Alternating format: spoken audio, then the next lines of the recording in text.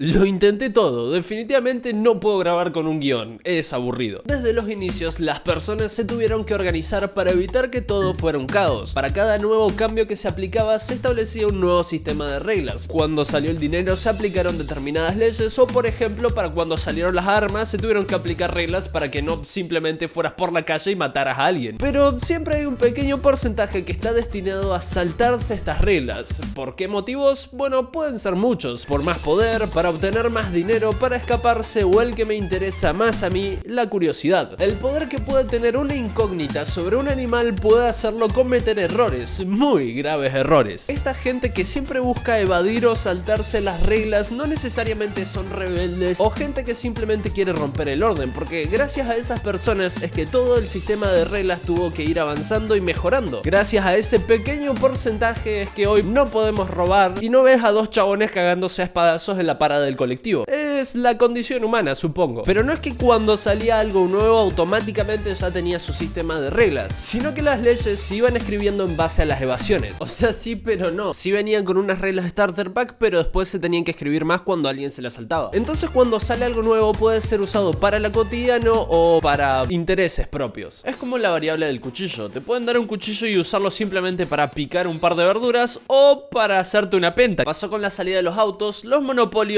y las computadoras. Podés usarlo simplemente para ver un video en YouTube o para otras cosas mucho más turbias. Cuando esto de las computadoras y las bases de datos todavía eran algo muy nuevo, más o menos por los años 90, era cuando recién acababa de aparecer la ciberseguridad. Era como la ciberseguridad pero sin la seguridad. Imagínense, en esa época todavía ni siquiera habían delitos que involucraran al internet y mucho menos al hackeo. Entonces nos vamos a remontar a esa época. ¿Se acuerdan lo que les dije de la curiosidad? Bueno, ¿alguna vez escucharon el dicho de la curiosidad mató al gato? Acompáñenme a la casa de Matthew Vivan. Matthew era un estudiante promedio de unos 18 años que lo bulleaban en su escuela y a la noche, para desconectar de todo lo que le pasaba, se dedicaba a hackear empresas telefónicas para poder hacer llamadas a todo el mundo sin ningún cargo de ninguna empresa. De día era un pibe normal, pero de noche lo conocían como Kyushi o lotería en japonés. Otaku el compa. Flaco, no sé si sabías, pero en los 90 habían cosas mucho más entretenidas que hacer más que estar sentado enfrente de un IBM de 3 megabytes de RAM. Tipo, podía jugar al fútbol, al básquet, andar en bici, organizar el nuevo orden mundial. También recordemos que en esa época recién se inventaban las computadoras y las bases de datos. Nadie iba a pensar que alguien iba a encontrar una forma para acceder a eso sin autorización. En esa época nadie sabía usar una computadora, entonces esa era toda la ciberseguridad. Como nadie sabe cómo escribir en un teclado, nadie nos va a hackear.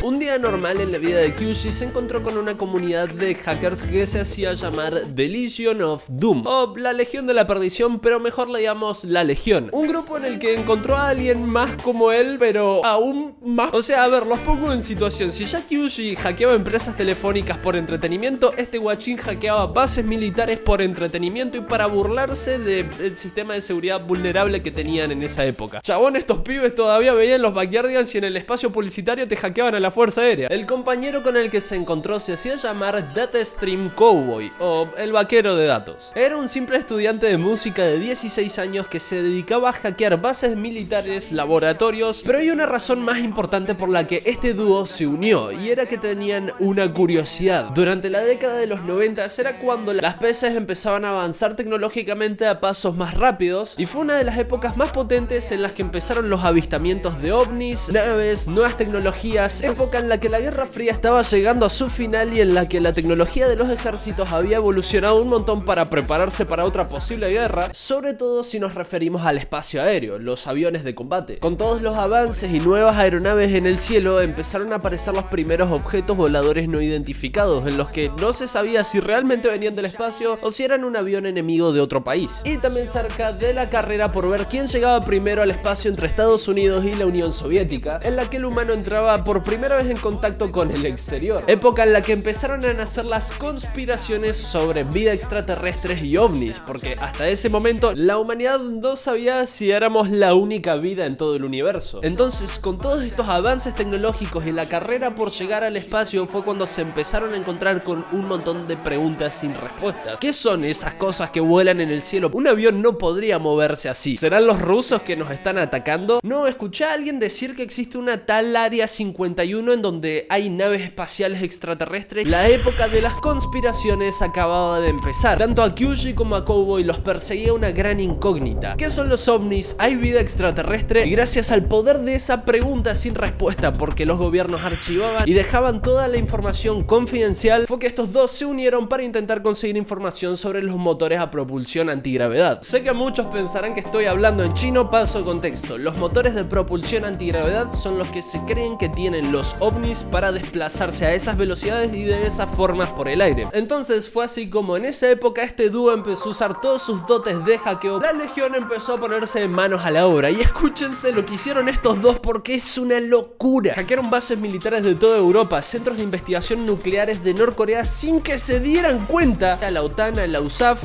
y a la NASA. Dos pibes de 16 y 18 años se infiltraron en las bases de datos más importantes y peligrosas del mundo en búsqueda de cualquier expediente ovni o sobre avances tecnológicos y en aeronaves. Por eso a los que hackearon fueron a la Fuerza Aérea Estadounidense. Usaron un programa de rastreo de llamadas telefónicas llamado Sniffer para hackear a la Milnet, que era la red de comunicación militar de Estados Unidos en esa época. Usaron esa especie de rastreador para conseguir los usuarios y contraseñas de las computadoras más importantes y autorizadas, y lo loco es que hacían parecer que todos esos ciberataques venían de Latinoamérica, claro, porque los gauchos ya sabían hackear a la CIA. Y por si fuera poco, además de hackear a todo el mundo, después fueron acusados por casi armar una tercera guerra mundial. No solo se infiltraron en el laboratorio nuclear de Norcorea, sino que también agarraron los datos de Norcorea y los subieron a las bases de datos estadounidenses. Si Norcorea se enteraba que todos sus datos fueron filtrados a Estados Unidos, iban a pensar que Estados Unidos los estaba ciberatacando, entonces se podría haber armado literalmente una guerra. Y si escucharon bien, acabo de decir que después fueron acusados. ¿Se acuerdan lo que les dije al principio de la curiosidad? Bueno, la curiosidad nació con un hermano menor que les oculté al principio del video: el miedo. Imagínense lo bestias que fueron estos pibes que Estados Unidos, al ver todos estos ciberataques, pensó que los estaba atacando otra potencia mundial para filtrar todos sus datos y exponerlos al mundo. Ante todo esto, Estados Unidos empezó toda una operación militar de contrainteligencia para encontrar quién era la potencia mundial que lo estaba atacando. Obvio, no podía ser un pibe de 16 años el que se metió en toda tu base de datos y se te rió en la cara. Armaron todo un equipo de espionaje y contrainteligencia para intentar conseguir información sobre él, y como no encontraron la más importante, tuvieron que mandar a un agente encubierto que se hizo pasar por un hacker amigo de la comunidad para que se hiciera amigo de Price y así conseguir su número telefónico y todas sus ubicaciones. Y así fue. Si hay algo que nos queda claro desde este primer capítulo de la serie es que podrán ser literalmente unos genios, pero meterse con un gobierno no es lo más inteligente. Si a este primer capítulo le va bien, van a ir viendo cómo a lo largo de los capítulos no vale la pena meterse e intentar atacar a un gobierno, porque si es así vas a ser una de las personas más buscadas, y por más de que seas el genio número 1 del planeta, te van a encontrar porque es todo un equipo profesional de contrainteligencia. Y eso fue lo que terminó pasando. Terminaron consiguiendo el número de teléfono de Price, y cuando cayeron las fuerzas armadas a su casa se esperaban encontrar un servidor con un montón de espías profesionales, y no, se encontraron a un pibe de 16 años enfrente de la computadora. Finalmente lo mandaron a un juzgado penal y lo declararon culpable de 12 delitos. Mientras tanto, Kyuji pudo sobrevivir